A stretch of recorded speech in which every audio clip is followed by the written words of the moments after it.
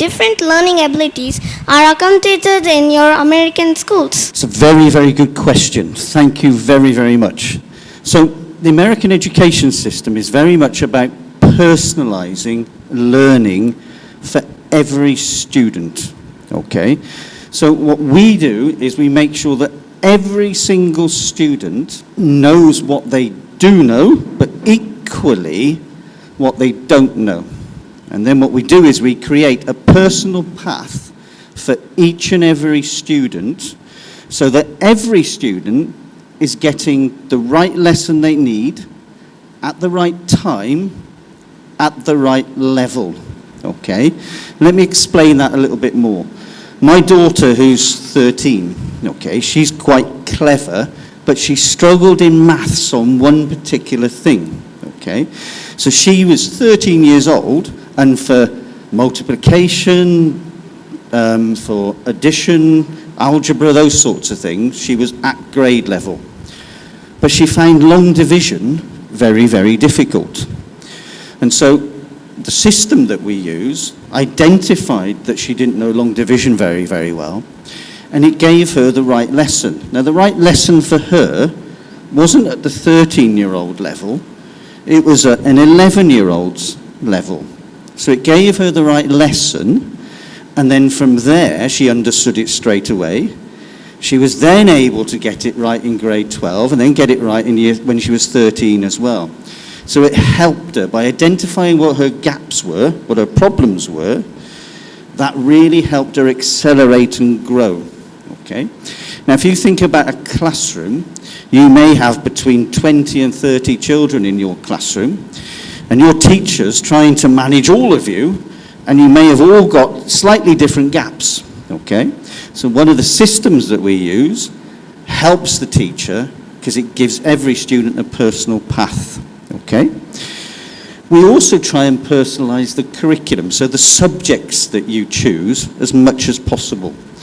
There are over 400 subjects that you could pick from if you wanted to. So you could be doing things like green energy development, renewable energy, fashion, design, art, drama, performance, engineering, construction, sport, artificial intelligence, coding, robotics, and there's more and more of those. But it gives you the freedom to choose which ones you'd like to do. So it gives you much, much more choice as a student. So American schools are different than Indian schools. I was an English teacher in an American school, then a principal, then a superintendent, and now I'm in charge of and president of the Western Association of Schools and Colleges. Our schools are different. How are our schools different than Indian schools? Well, probably one way is for some of the lesson, students sit in rows and pay attention to the lesson. They then are tested on the information and then are given a grade and then go on. In American schools, for half of the class period, you're spent not in your seat necessarily, but working with other students, working on projects, working with on the internet. So you're much more engaged in your information. So the things that we focus in on are creative thinking, problem solving, innovation, entrepreneurism, and working cooperatively with each other. So the classroom looks different. The beginning classroom might look the same as your classrooms, but then for half of the period or more, the chairs are all moved around and people are very involved in what they're doing. We like to teach that way because when you go to work, it's not just sitting in classrooms in California, in the Silicon Valley. It's everybody working together and working cooperatively. So those are the skills that we really try to emphasize in California and in the United States. So I think pretty much you both answered a lot, right? So in India now many schools have started becoming inclusive schools, right? People with different ability can be part of this.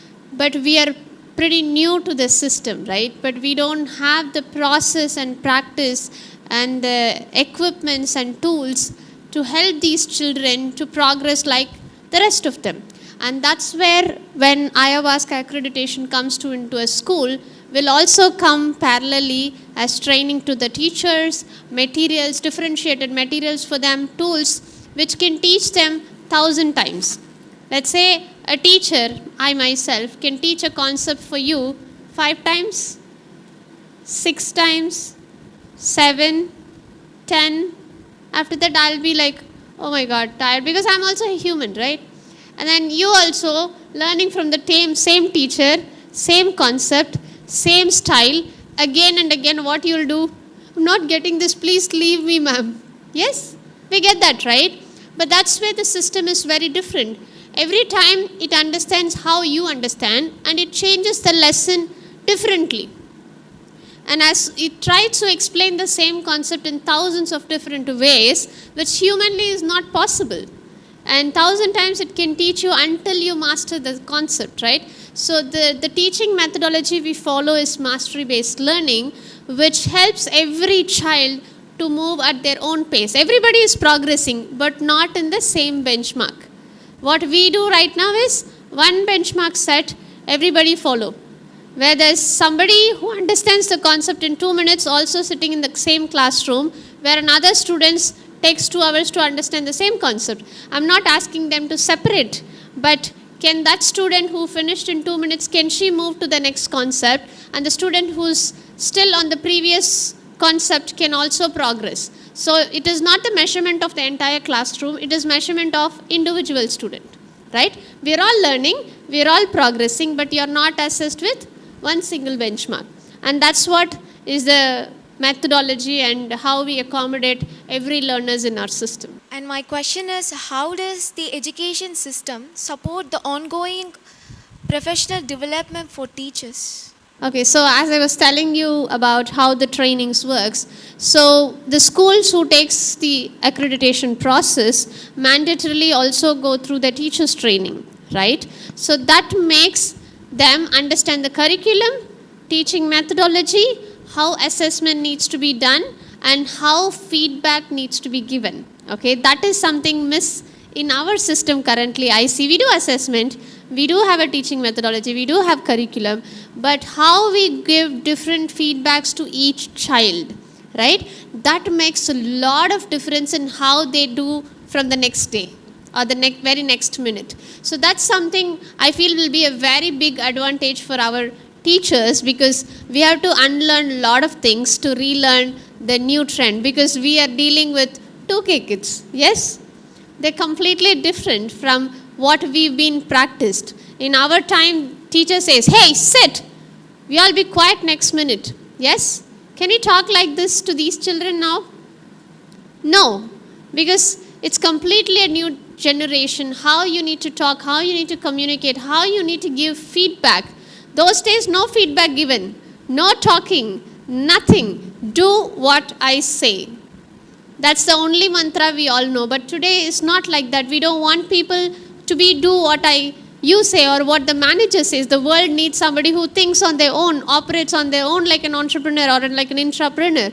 So then the system needs to be set in such a way, and the teachers needs to be trained in such a way to be able to make the education and learning relevant to this generation. That's exactly the PD will be about. So what makes a school an outstanding school? Is it the facility? Is it how strong the athletic fields are? No. The thing that makes the school the strength are the quality of the teachers.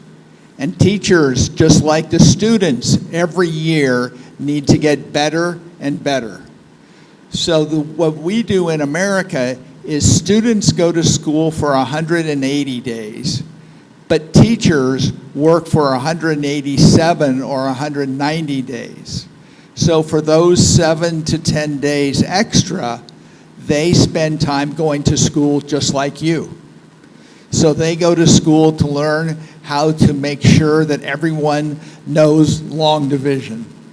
They go to make literature more exciting and interesting. They learn how to use technology in their classrooms. So while you're learning every year, teachers are learning as well every year. I think you've both covered that very, very well. The only thing I would say is that the company I work with, we provide ongoing teacher support. So anything that you introduce which is new, we work with all the teachers through every single year to help them understand. And we don't do it from our perspective, we look at it from your school's perspective. And we want to help you to use it in your school to the best of your ability with your students, because every school is slightly different. You've got different resources, different students, different numbers of students. So what we do is, again, is we create a personal plan for each school that we work with that absolutely makes sure that all of the children and all of the teachers understand exactly what they're doing, and more importantly, why they're doing it as well. So hello everybody, this is me Pranesh from Grade 10. So I have a doubt in a thing. That is how the people from marginalized community are equally treated with a good education and in a systematic development of standardized tests. So whether you're from whatever the community or the background, right, you're already in a school.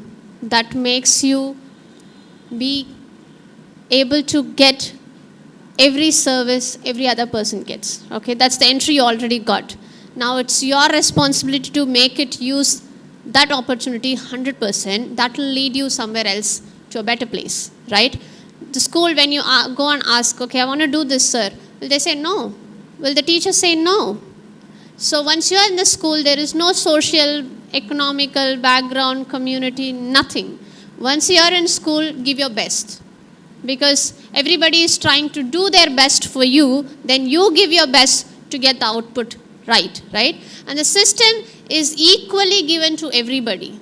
There is no somebody gets better, somebody gets lesser. There's nothing like that. Once you're here, everybody is my student. You go ask any teacher, what they say?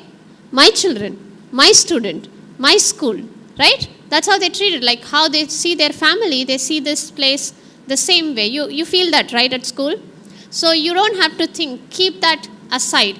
Just focus on the opportunity you got today. You're in Kalvi school today. Kalvi school is doing so many things to help the children do better, right? Just focus, follow that track, and this track will take you to another track which will help you move to your next ladder, right? And that's what you should say whenever you meet such children with some feeling of lacking behind or staying behind. Tell them, we're all with you.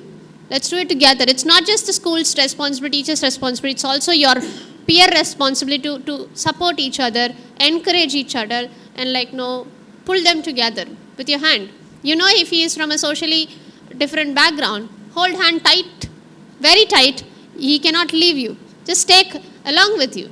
Yes? That's the attitude of the children. I think that will be embedded through the school's vision and mission, whatever they're trying to achieve. You all have a lot of value system which is built, right?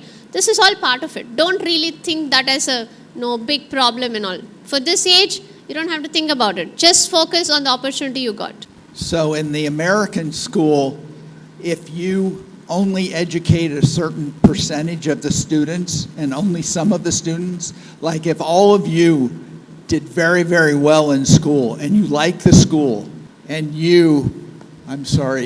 not doing so well, we would not give you the accreditation seal of approval because you're only educating this side and not this side. So what we're looking for is to educate everybody, this side and this side. You may need a little more time to learn long division, even though you learned it quickly. But this group may not be able to read a book as fast as this group because you know English well and read the book much faster and could discuss it.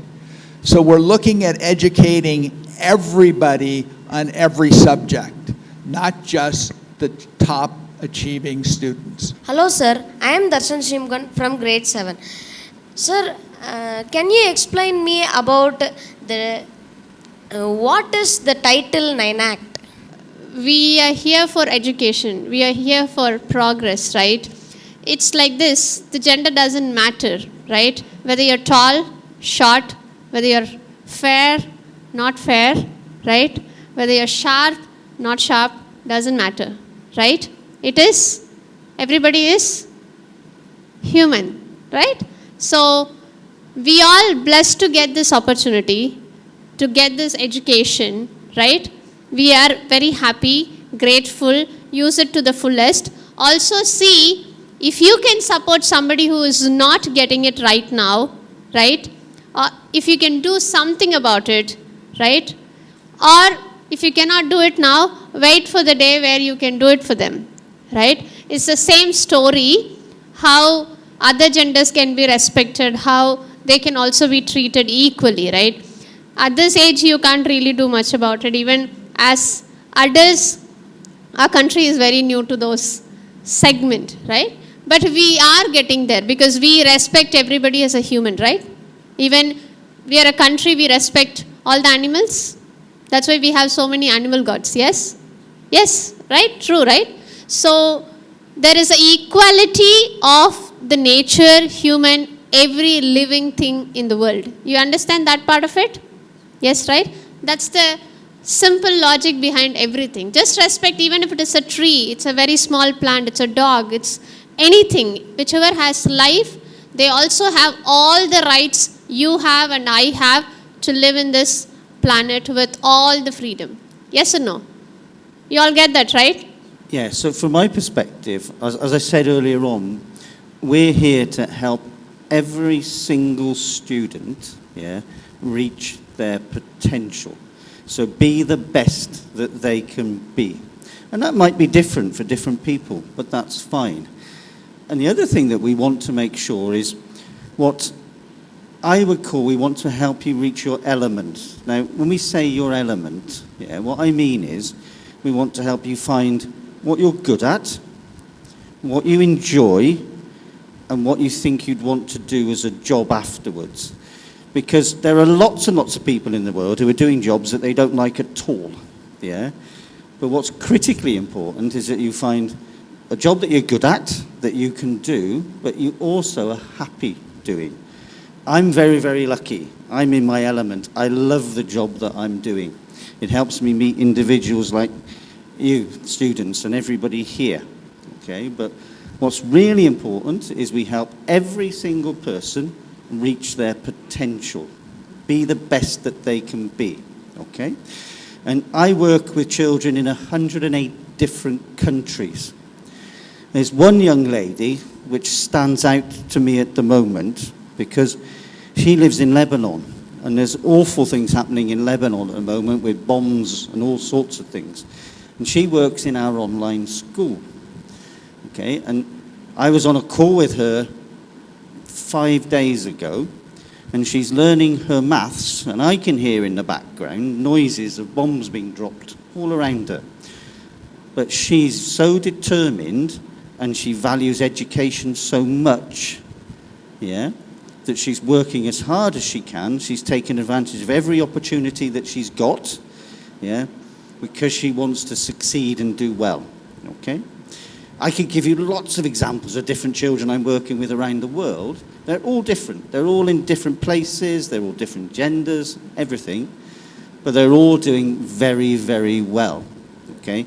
And we treat everybody the same, yeah? What's important is helping everybody do the best that they can. Good afternoon, everyone. How did the US education influence your perspective about education or teaching? The question was, how did the U.S. education influence my perspective on the U.S. education? Well, I grew up in a family that had educators. My mom was a teacher. My uncle was a principal of a school. And so every day after school, I would go visit my mom's classroom and learn what she did and how much she loved education. My uncle was in charge of an entire school of 2,000 people. So I learned from him how important it was to manage education. Personally, I've been fortunate to be able to be in a school that had creativity and problem solving. Because of that, I've been able to author 3 different books. So I was able to write 3 books, and they were able to be put out and be published, and people buy them. If I wouldn't have had the U.S. education, I might have just learned how to make tests, but not learn how to write and create things. So I was very lucky to be able to do that. Also, because of my degree and my status in education, I was able to get this job. If I didn't have a doctorate from a school like Stanford, they wouldn't have hired me for this job. So it was important also to get that final degree. So just adding to that, you got an American perspective, right? Let's get an American Indian perspective now. So we are trained to a way that there's one question, there's one answer. Yes? Right? What I really like, or what I got to love, why I wanted to pursue this for our country, for more students to get learning about this, is because there's only one question for one answer. That's how we've been trained. One question, one answer. But when I got introduced to this system, there's one question, multiple answers. As long as that multiple answer has evidence and opinion to back that up rightly. And that's what I think as Indians we become very tight and strict and so closed, because when I say something, you have a different perspective on it, we don't go along. We immediately become sometimes angry, different emotions, right? But that's what I see them having a different open point of view, because they're used to this from their childhood. There's one question, there's multiple answers. As long as there's an evidence to support it, they have their own perspective. Let's say we are talking about something. You're telling me, ma'am, this is like this. I'm telling this is like this. You should think, oh, ma'am is also right in her own way. I should think he's also right in his own way. Once we get that perspective, that's the perspective I love about American system, why I think we should be able to do. Because with this one question, one answer model itself, we are very successful. If we have this acceptance of the other's point of view, we are very empathetic also, but when it comes to very official work model, we are not that acceptable, right? If we can start acquiring that, forget about our generation, we can't change now, we are old, right? But your generation, if you can grow with this attitude, that will be the biggest asset you all can have, and the nation can thrive much better, right? Accepting, and we just spoke about gender equality, we're talking about economical equality, we're talking about inclusion. All these questions comes back there only, acceptance, right? And that's what the curriculum or whatever the American system really inspired me. And again, there is no one box fits all. Okay, everybody can create your own box and sit on it, sail on it. That's something I really love about it, and why I wanted to expand it more to our future citizens, basically. So I am Jason of grade 8, and what are the parental involvements in your schools, and how do they affect your children's success? So basically, let's say it's a triangle, right? Students, parent, and teachers, or the school team, management, teachers, everybody. So it's a partnership, right? If one of them is missing the purpose, that's a failure. Let's say the parent and the school is on very good term. You're not with them. What happens? Fail. So the parent and the student is together. The school is out of the purpose. Then what happens? Fail. So it is a partnership. The important thing, what American system, when accreditation happens, it brings transparency to the parents. Lot of transparency, right? Let's say, what's your school vision and mission? Lifelong learning. So that's the vision and mission of the school, right? That's what the school is trying to thrive, and that's what they're bringing all these important activities and aspects to the school. Then now the school knows this as a team. Then who else needs to know this? Students, because you are on day-to-day activity involved with the schools. then you should know the school purpose. Otherwise, you're like, okay, they are telling me I'm doing it. If you know the purpose, they are trying to help me become lifelong learner. If I become lifelong learner, I will be able to achieve in my life and progress in life, have a growth in life, and I can have money, wealth, aspirations, happiness, satisfaction, whatever your priority is, right? And then this too needs to be also told to the parent. This school is thriving on this purpose and this is our vision and mission.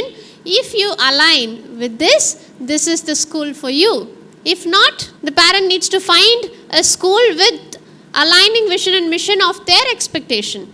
That's where a lot of people have misunderstanding, miscommunication, right? And that's where parents get involved in accredited schools, because they are called, even when the school is writing vision and mission, like no rebranding it or rewriting it, the parent is involved, the student is involved, the teachers are involved, the management is involved, and that's how it is created. So every decision you come together to create it, right? And that's how the parent can also be involved through the system. And we will monitor it happening consistently. It's not like one time. We will have different monitoring checkpoints to continuously monitor how they're monitoring your exam papers, your scores. Similarly, we monitor the school for all these aspects of it. Hello everyone, this is Ashmita from grade 6. What inspired you to work in education center and what changes have you seen over years? As I mentioned before, from a very small age, I went to my mom's classroom to see students and how they would grow and get better. So that inspired me to stay in education. I also wanted to change the world for the better. I wanted to touch the lives of students. So I became an English teacher, because I think the world becomes alive through literature and through writing and through that creative process. I also taught not necessarily the most affluent, the schools with the most resources. I taught in some of the schools with very low resources, because I knew that those students need additional help. So when I started with schools that had very low resources. They didn't have many books. We didn't have computers at all. And we didn't have nice athletic fields, the things that you have here, these wonderful resources that you have. But I did that because I thought that was important to me, to affect the lives of those people. Many of those students still contact me.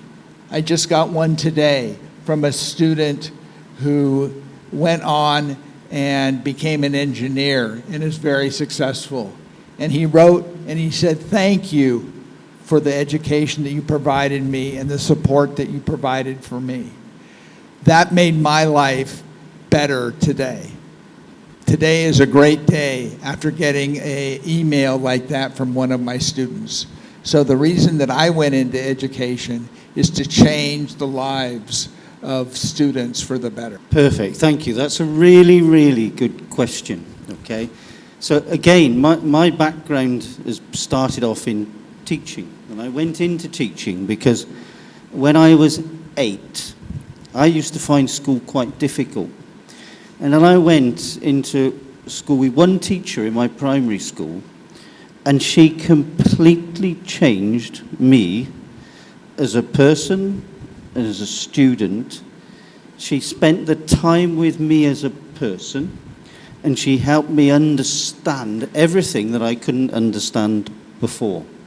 And the impact she had on me was absolutely massive. And I thought, that's what I would like to do when I'm older. I started off as a geography and a PE teacher, and then I managed to move up and became a deputy head teacher, and then I was in charge of teaching and learning amongst lots of schools. I then went on and I worked with governments. But the job I do now, the most important thing for me is that on a daily basis, I'm helping students make progress in their lives or their education through learning, okay?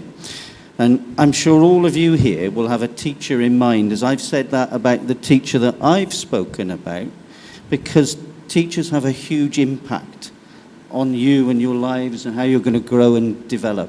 I'm Princey from grade 11. So I just want to know what specific strategies do you believe that are most effective in addressing the educational inequities in diverse classroom, and how can these strategies can be implemented at a systemic level to ensure the sustainable change? Wow, nice question.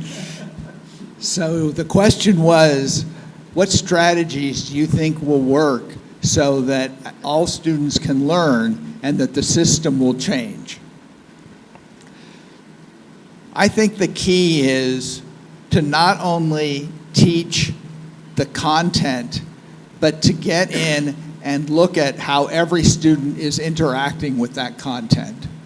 So it's not just, here is a textbook and let's go through the textbook and everybody's on the same page at the same time, at the same year, every year, in every class. But how can certain students do work at their level? How can students who've already mastered the material go on and excel? How can students who need more time to do the material get more time to do that material?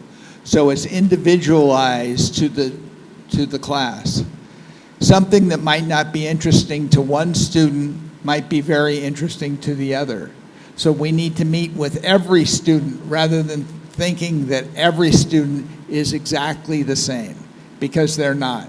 They're all individuals, and we need to treat students as individuals. One of the ways that we can do that is the use of technology. So I'm very, because I'm from Silicon Valley, in the home of Google and Microsoft and NVIDIA and Cisco, these companies all look for students who have able to interact with others. So that's important to us and important to why I think that we need to change what we're doing in education. I completely agree with Barry. Okay, so for me, the way we improve education is by personalizing it as much as possible for each and every student.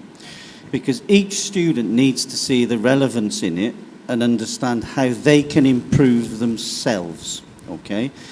Now, as Barry's alluded to, technology can help us do that, yeah? And the company I work for is helping schools and children around the world with those sorts of things. So personalizing education is through personalizing learning, but also personalizing curriculum and choice that you might have. Not everybody may want to do fashion. Not everybody might want to do construction. Not everybody might want to do engineering. But if we give everybody a choice, then children can start picking what they'd much rather do. And if you're doing something you're enjoying, you'll do much better in it and you will achieve better results. Teachers are also critical to everything, okay? There's a very famous author in the UK where I come from called Sir John Jones. And he calls teachers magic weavers, okay? And he tells a fantastic story that he's never had anybody come up to him as a former pupil and said, "Sir, I loved that worksheet that you developed for me. It's been the best thing and it's helped me in my life." What he says is, children come up to him, and it's happened to me as well, and it's about the relationships the teacher has with you as students.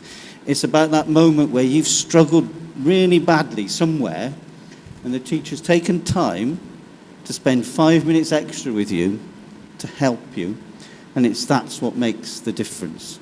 So it's brilliant teachers, and it's personalized learning, and it's knowing each individual student well enough to help them. Even if it's got nothing to do with improving maths, it's something that you might be struggling with on a daily basis. Yeah? Well, Hannah, anything to... So I think the right strategies for different classroom and for different learners, right? And that's what is required, and it needs to also be monitored and recorded. It's not just doing class, it's not just doing an assessment.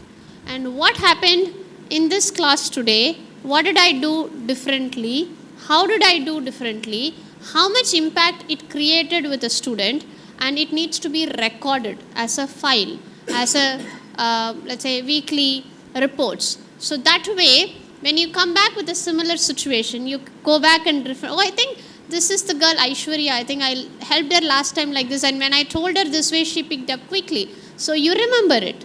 Again, maybe another teacher coming to the same classroom, teaching some other subject, can also refer it because it is cross-shared with all these subordinate teachers. And the teachers also do small group meetings. Let's say I am teaching grade 7.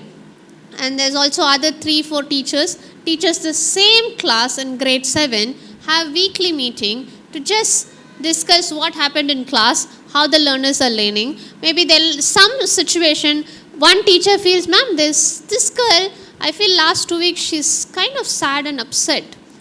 Maybe another teacher also come across the same thing, so immediately you can start addressing what is going on with this child. Is it with education? Is it with health? Is it something else happening with her? So this kind of record keeping will help our school as a whole progress much better, and we know each child where they are and where they need and how helps can be given to them at a better level of their benefit, right? Not just helping them. Helping, I might feel I'm helping actually, but you should really receive that help 100%, right? So we need to know each child, their strengths, so that can be done. So for this, record keeping is the better way to do it. Hi, I'm Shazana from grade 9. So what are the assessment progress you use to improve your students' progress? Is it standardized questions or project-based questions? Thank you. So there are a number of different assessment strategies that are used continually throughout your education, okay? One of the best ones is we start with what we call a benchmarking test. Now that benchmarking test will tell you what you know, okay, and it will compare you to other students. Now it compare you to other students in India. It can also compare you to students in the US if you wanted to. It also gives us an attainment score, so how good you are. Now that's the starting point, okay? We want to know what everybody does know, all right? But more importantly, we really want to know what they don't know. Because when we know what they don't know, we can give each student exactly the right lesson they need at the right level, so it helps them to improve and grow. So what we do is we'll have a benchmarking assessment at the start. That tells us what everybody knows.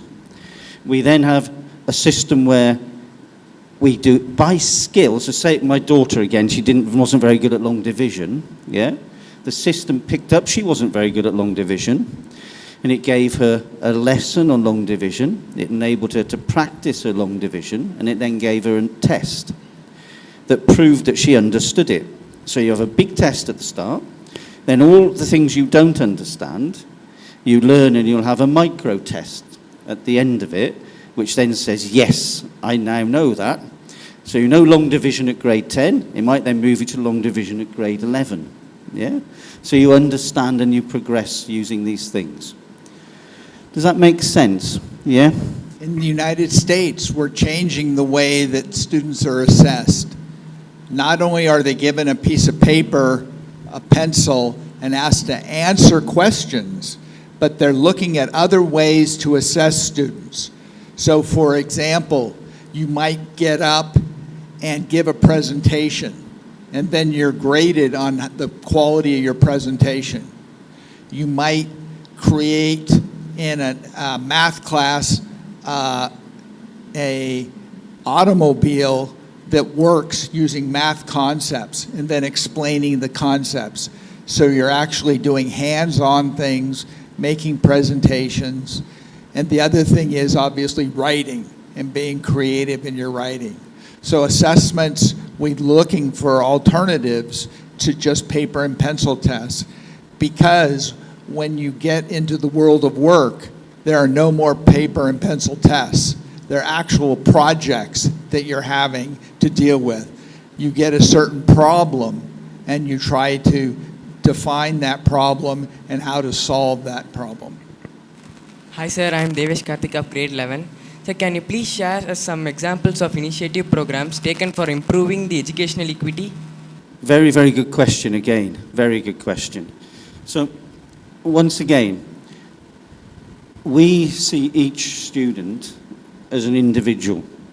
Every student is slightly different. If you've got a brother or sister, you're very different. Even though mum and dad are the same, brothers and sisters are different. So every student is different, okay? And that's why we really focus strongly on personalizing learning, because we know that every student is different.